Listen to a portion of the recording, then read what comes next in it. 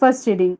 A reading from the book of Ecclesiastes, chapter 1, verses 2, and chapter 2, verses 21 to 23. Share futility. Health says, share futility. Everything is futile. For here is one who has labored wisely, skillfully, and successfully, and must leave what is his own to someone who has not toiled for it at all.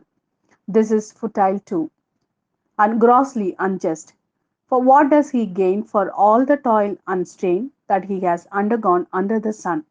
Since his days are full of sorrow, his work is full of stress, and even at night he has no peace of mind.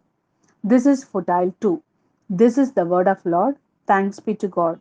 Second reading, a reading from the letter of St. Paul to the Colossians, chapter 3, verses 1 to 5 and 9 to 11.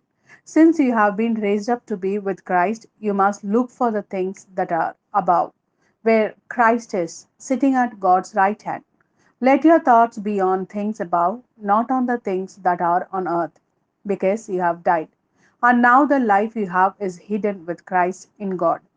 But when Christ is revealed and He is your life, you too will be revealed with Him in glory.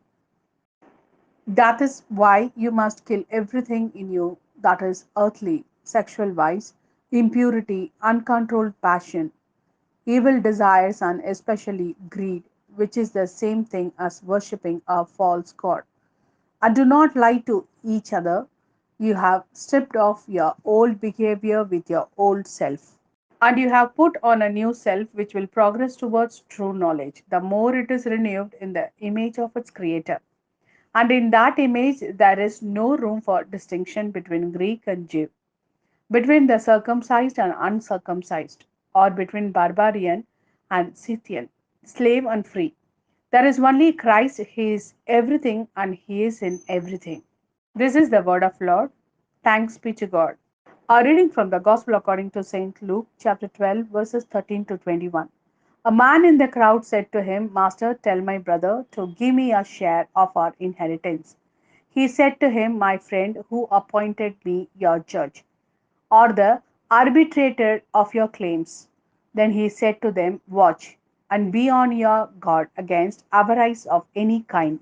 For life does not consist in possessions, even when someone has more than he needs. Then he told them a parable. There was once a rich man who, having had a good harvest from his land, thought to himself, What am I to do?